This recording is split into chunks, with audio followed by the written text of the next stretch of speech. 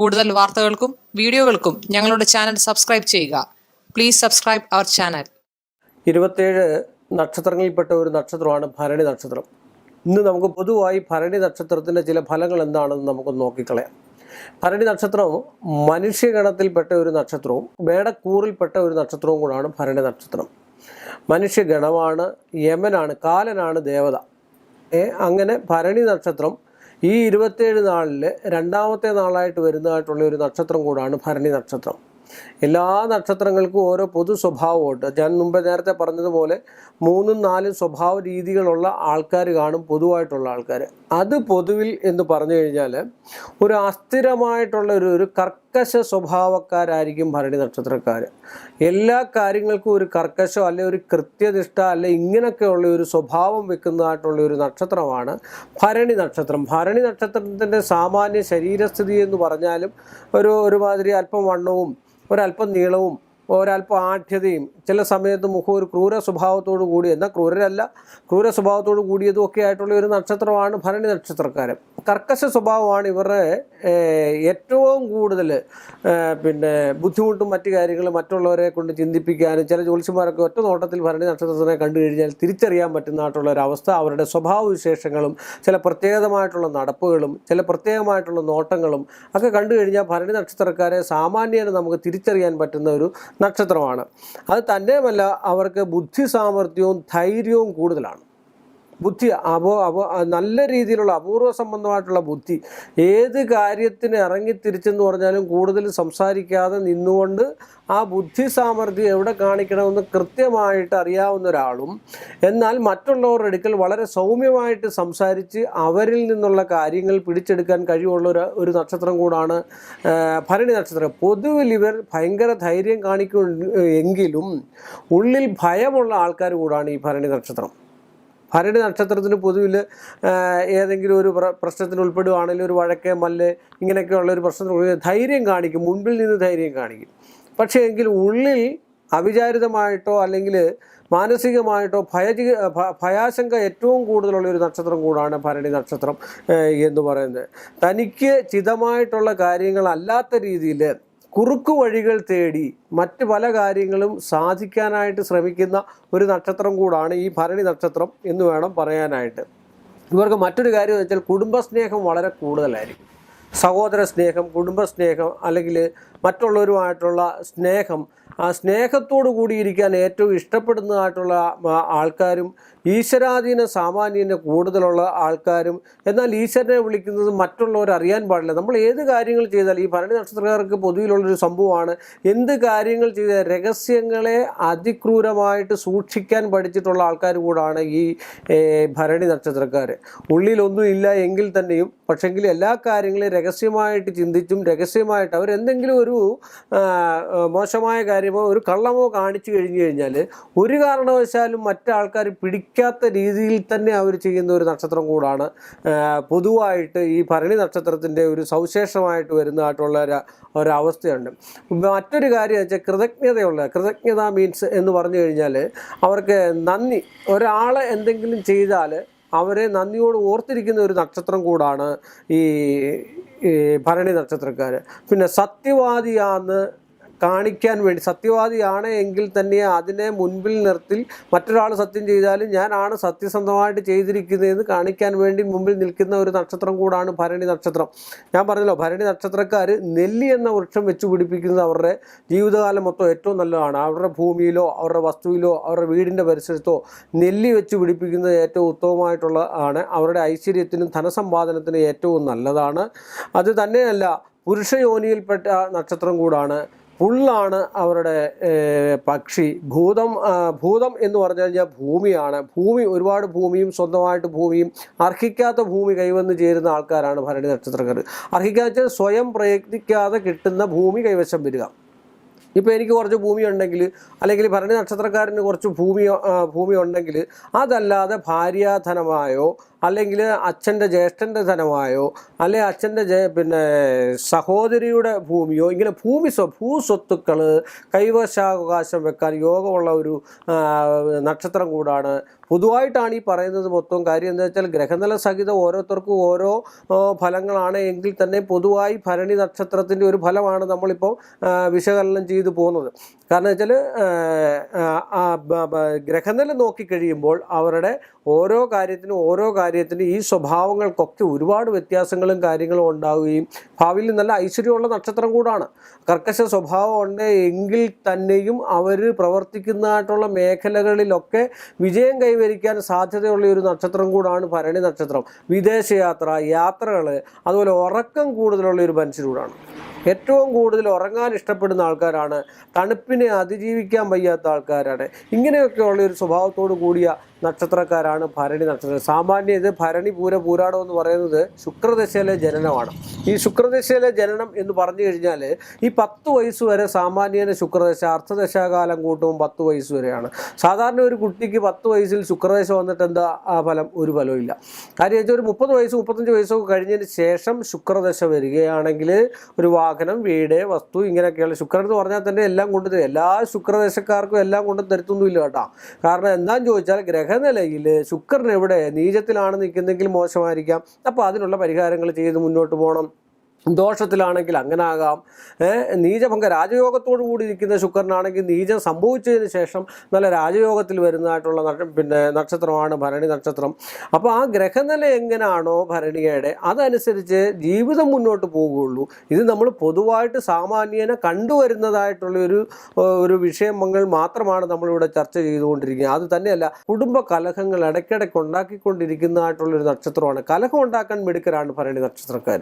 കാര്യം കലഹങ്ങൾ ഉണ്ടാക്കാനായിട്ട് കഴിവുള്ള ഒരു നക്ഷത്രമാണ് എങ്കിൽ തന്നെയും ഭാവി ജീവിതത്തിൽ വിവാഹം കഴിഞ്ഞതിന് ശേഷമുള്ള അവരുടെ കുടുംബജീവിതത്തിൽ ചെറിയ ചെറിയ സ്വരച്ചേർച്ചകളും മറ്റു കാര്യങ്ങളും ഒക്കെ ഉണ്ടാകാനുള്ള സാധ്യതാവസ്ഥ കൂടുതലുള്ള നക്ഷത്രമാണ്. അത് തന്നെയല്ല, ഒരു 23 വയസ്സ് 20 വയസ്സൊക്കെയുള്ള ഭരണി നക്ഷത്രക്കാരെ ഇഷ്ടം, ഞാൻ മുമ്പേ പറഞ്ഞു, സ്നേഹം കൂടുതലുള്ള ആൾക്കാരാണ്. ഇഷ്ടം പ്രേമത്തിലൊക്കെ ചെന്ന് വലയാനുള്ള സാധ്യതാവസ്ഥയുണ്ട്. അങ്ങനെ പ്രേമവിവാഹമൊക്കെ കഴിക്കാനുള്ള സാധ്യതയുണ്ട്. ആ സാധ്യത കുറച്ച് നല്ല വിവാഹങ്ങൾ കഴിക്കുന്നതായിരിക്കും ഭരണി നക്ഷത്രക്കാർക്ക് കുടുംബജീവിതത്തിൽ ഉത്തമമായിട്ടുള്ള ഒന്നാമത്തെ കാര്യം. പൊതുവിൽ പറഞ്ഞു കഴിഞ്ഞാൽ ഭരണി നക്ഷത്രക്കാരുടെ കുടുംബ ജീവിതം സംതൃപ്തകരമായിട്ട് മുന്നോട്ട് പോകാനുള്ള ഒരു സാധ്യത, പൊതുവിൽ സാധ്യത കുറവാണ്, ഒരു 50%.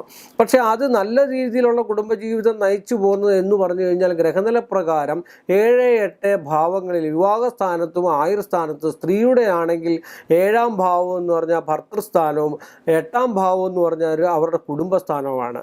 പുരുഷൻ്റെ ആണെങ്കിൽ 7ാം ഭാവം എന്ന് പറഞ്ഞാൽ അവരുടെ ദാമ്പത്യ ജീവിതവും 8ാം ഭാവം എന്ന് പറഞ്ഞാൽ ആയുർസ്ഥാനമാണ്. ആ സ്ഥാനങ്ങളിൽ ഏതൊക്കെ ഗ്രഹങ്ങളാണ് നിൽക്കുന്നത്, ഏതൊക്കെ സൽഗ്രഹങ്ങളുടെ ദൃഷ്ടിയുണ്ടോ, ഏതൊക്കെ നീചഗ്രഹങ്ങളുടെ ദൃഷ്ടിയുണ്ടോ, അതനുസരിച്ച് അവരുടെ കുടുംബ ബന്ധം മുന്നോട്ട് പോകാനുള്ള സാധ്യതാവസ്ഥയൊക്കെ കാണുന്നുണ്ട്. ചില ഭരണി നക്ഷത്രക്കാരെയൊക്കെ എൻ്റെ അനുഭവത്തിൽ വെച്ചിട്ട് പറയുകയാണെങ്കിൽ ഞാൻ ശ്രദ്ധിച്ചിട്ടുണ്ട്, വിവാഹത്തിന് ശേഷം 10-21 വർഷം അകന്ന് താമസിക്കുന്ന ആൾക്കാരൊക്കെ ഉണ്ട്. അപ്പോൾ അവർക്കൊക്കെ നല്ല രീതിയിലുള്ള പരിഹാരങ്ങൾ ചെയ്ത് മുന്നോട്ട് പോയി കഴിഞ്ഞാൽ ആ തടസ്സങ്ങളെന്ന് പറയുന്നത് ശത്രുത ഉണ്ടാകാൻ ഏറ്റവും പറ്റിയൊരു നക്ഷത്രമാണ് ഭരണി നക്ഷത്രം. അവരുടെ വാക്കുകളിൽ നിന്നും അവരുടെ പ്രവൃത്തിയിൽ നിന്നും ശത്രുത ഏറ്റവും കൂടുതലുള്ള ഒരു നക്ഷത്രം കൂടാണ് ഈ ഭരണി നക്ഷത്രക്കാർ. അതെന്ന് പറഞ്ഞാൽ കൊച്ചുകുട്ടിയായിരിക്കുമ്പോൾ തന്നെ, ഞാൻ മുമ്പേ പറഞ്ഞു, കൊച്ചുകുട്ടിയായിരിക്കുമ്പോൾ ശുക്രദശ വന്നു കഴിഞ്ഞാൽ അവർക്കതിനൊരു ഫലം ഉണ്ടാകത്തില്ല. ഒരു 10 വയസ്സിൽ ശുക്രദശ വന്നു കഴിഞ്ഞാൽ അവരുടെ അച്ഛനും അമ്മയ്ക്കും ആയിരിക്കും അതിൻ്റെ ഫലം വരുന്നത്.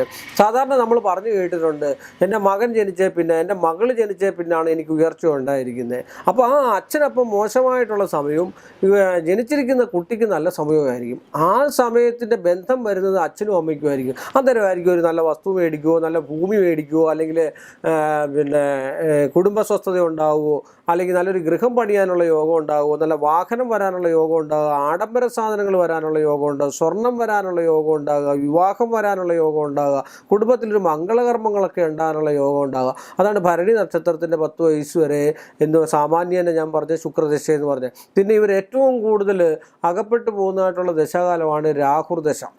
രാഹുർ ദശയിലാണ് ഇവർക്ക് അപവാദം, കേസ്, വഴക്ക്, കോടതിക്കയറ്റ് ഇങ്ങനെയൊക്കെയുള്ള ഒരു അവസ്ഥ ഉണ്ടാകുന്നത്. ഇതൊക്കെ മുൻകൂട്ടി അറിയാൻ വേണ്ടിയാണ് ഞാനിത് പറഞ്ഞത്. മുൻകൂട്ടി നമുക്ക് എന്തെങ്കിലും അറിഞ്ഞു കഴിഞ്ഞാൽ അത് ജ്യോതിഷത്തിലൂടെ അല്ലെ മാന്ത്രികത്തിലൂടെ അല്ലെ ജ്യോതിഷവും ആയുർവേദവും കൂടെ രോഗദുരിതങ്ങളോ മറ്റു കാര്യങ്ങളോ വെച്ചാൽ രാഹുർ ദശാകാലത്ത് ഒരുപാട് രോഗം, അരയ്ക്ക് താഴോട്ടുള്ള രോഗങ്ങൾ സ്പഷ്ടമായിട്ടുള്ള ആ അവസ്ഥക്കാര, ഉദര സംബന്ധമായിട്ടുള്ള രോഗം, അരയ്ക്ക് താഴോട്ടുള്ള രോഗം അല്ലെ മുട്ടിന് താഴോട്ടുള്ള രോഗങ്ങളൊക്കെ ഭരണി നക്ഷത്രക്കാർ പ്രത്യക്ഷത്തിൽ കാണുന്നതാണ്, പൊതുവായിട്ട് കാണുന്നതായിട്ടുള്ളൊരവസ്ഥയാണ്.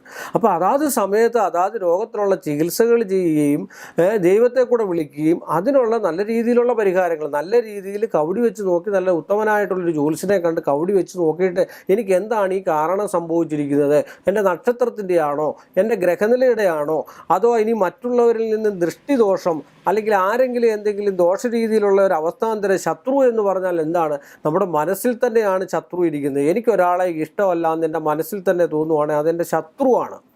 അതിന് ഈ പറഞ്ഞ് ആൾക്കാർ തെറ്റിദ്ധരിപ്പിക്കുന്ന കൂടോത്രമൊന്നും അതൊന്നും അല്ല സംഭവം. കൂടുപാത്രം എന്ന് പറഞ്ഞു കഴിഞ്ഞാൽ 2-3 കൂട്ടം പച്ചമരുന്നാണ്. ആ 2-3 കൂട്ടം പച്ചമരുന്ന് കൂട്ടിക്കഴിഞ്ഞു കഴിഞ്ഞാൽ അതിയായ ഗന്ധം, അതിയായ രൂക്ഷമായിട്ടുള്ള മോശമായിട്ടുള്ള ഗന്ധം ഉണ്ടാവും. അതൊരു പാത്രം എന്ന് പറഞ്ഞാൽ പഴയ കാലത്ത് പറയുന്ന ഇലയെന്ന, ആ ഇലയ്ക്കകത്ത് പൊതിഞ്ഞ് ഏതെങ്കിലും വീടിൻ്റെ ഒരു ഭാഗത്ത് കൊണ്ട് കുഴിച്ചിട്ട് കഴിഞ്ഞാൽ അതിലെ ധാരണം, ഇപ്പം നമ്മുടെ വീടിൻ്റെ മുമ്പിൽ ഒരു ചാണക വണ്ടി വന്ന് കടന്നു കഴിഞ്ഞാൽ നമുക്ക് അവിടെ ഇരിക്കാൻ പറ്റുമോ? അത് ഇങ്ങനെ നാറിക്കൊണ്ടേ ഇരിക്കുകയാണെങ്കിൽ കുറേ കഴിയുമ്പോൾ നമുക്ക് തന്നെ അവിടെ ഒരു സ്വസ്ഥതയില്ല, പോസിറ്റീവ് എനർജി ഇല്ല, നമുക്ക് അവിടെ നിന്നിട്ട് പോകണമെന്ന് തോന്നും. ആ ഗന്ധം നമുക്ക് ഉള്ളിലേക്ക് നമുക്ക് എടുക്കാൻ പറ്റാത്തൊരവസ്ഥ. അല്ലെ ഒരു എലി ചത്ത് കിടക്കുകയാണെങ്കിൽ ഒരു ദിവസത്തേക്ക് ഒന്ന് നാറും, പക്ഷേ ഒരു 10 ദിവസം അത് കിടക്കുവാന്ന് ചീഞ്ഞളിഞ്ഞ് നാറുവാണെങ്കിൽ നമുക്ക് ഇരിക്കാൻ പറ്റുമോ? അങ്ങനെ ശരീരത്തിനെയും മനസ്സിനെയും തളർത്തുന്നതായിട്ടുള്ള വിഷയത്തിനാണ് ഈ കൂടുപാത്രം എന്നൊക്കെ പറയുന്നത്. ഇപ്പം ഞാനിവിടെ വന്ന ശത്രു എന്നാണ് പറഞ്ഞത്. ശത്രു എന്ന് പറഞ്ഞു കഴിഞ്ഞാൽ നമ്മുടെ മനസ്സിൽ തന്നെ ഉണ്ടാകുന്നതാണ് ശത്രു. ഒരാളെ കണ്ടു കഴിഞ്ഞാൽ എനിക്ക് ആളിനെ ഇഷ്ടമല്ല എന്ന് തോന്നിക്കഴിഞ്ഞു കഴിഞ്ഞാൽ ഒരു 10 ദിവസം അയാളെ കാണുമ്പം തന്നെ എനിക്ക് കാണണ്ട അയാളെ, അയാളോട് ഞാൻ സംസാരിച്ചിട്ടില്ല, മറ്റു കാര്യങ്ങളില്ല. അങ്ങനെയുള്ള ഒരു ശത്രുതയൊക്കെ ഉണ്ടാകാനുള്ള സാധ്യതാവസ്ഥ, മാനസികമായിട്ട് ശത്രുതയൊക്കെ ഉണ്ടാകാനുള്ള സാധ്യതയുള്ള ഒരു നക്ഷത്രം കൂടാണ് ഭരണി നക്ഷത്രം. അതുകൊണ്ട് ഭരണി നക്ഷത്രം അതാത് വരുന്ന മോശ സമയം നിങ്ങൾക്ക് തന്നെ അറിയാമല്ലോ. ഒരു നക്ഷത്രവും മോശമല്ല, 27 നക്ഷത്രവും നല്ലതാണ്. 27 നക്ഷത്രവും ഈശ്വരാരാധന, ദൈവാധീനം, അല്ലെ ഒരു പ്രപഞ്ചത്തിലൊരു ശക്തിയുണ്ട്.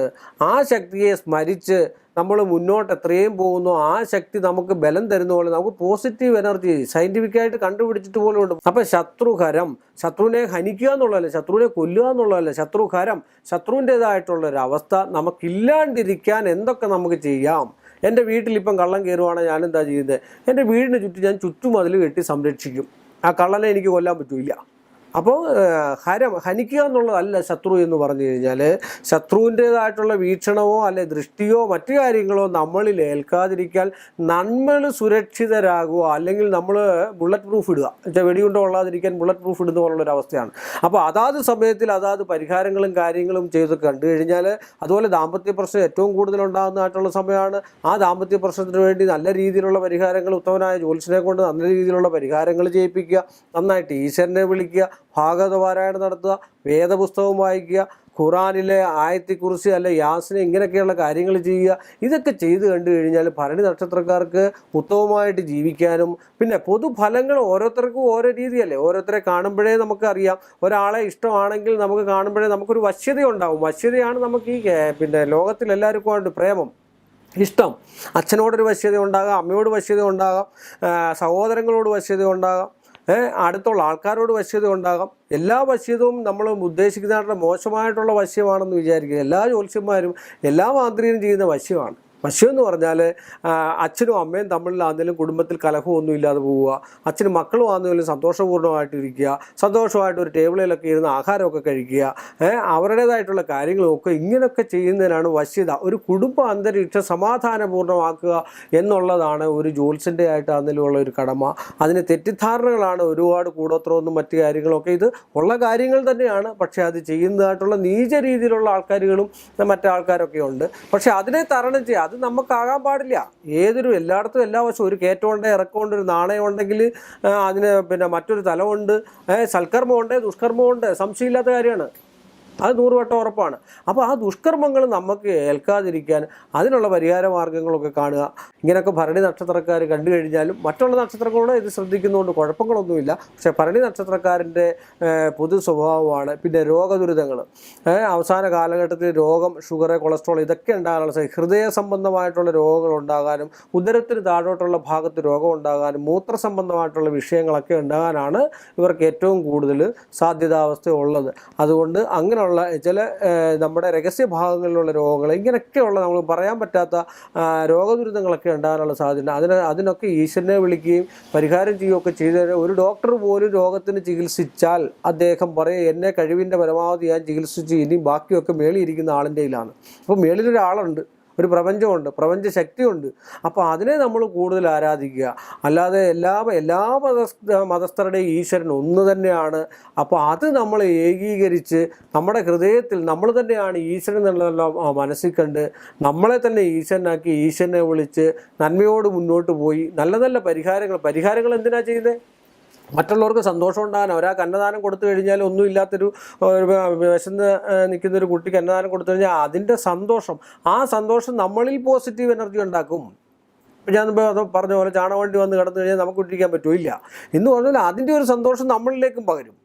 എപ്പോഴും പകരുന്ന സാധനമാണ്, പകർച്ചവ്യാധി പോലുള്ള സാധനമാണ് സന്തോഷം എന്ന് പറഞ്ഞു കഴിഞ്ഞാൽ. ഒരാളിപ്പം മിണ്ടാതിരിക്കുക, ഒരാൾ എപ്പോഴും ഇങ്ങനെ സംസാരിച്ചുകൊണ്ടിരിക്കുകയൊക്കെ ചെയ്ത് കഴിഞ്ഞ് കഴിഞ്ഞാൽ അവർ രണ്ടിലുള്ള ഒരു വശ്യതാവസ്ഥ ഇല്ലാതാവും. അതുകൊണ്ട് ഇങ്ങനെയൊക്കെയുള്ള പരിഹാരങ്ങൾ ചെയ്ത് കണ്ടു കഴിഞ്ഞാൽ ഭരണി നക്ഷത്രത്തിന് ഉത്തമമായിട്ടേ വരത്തുള്ളൂ.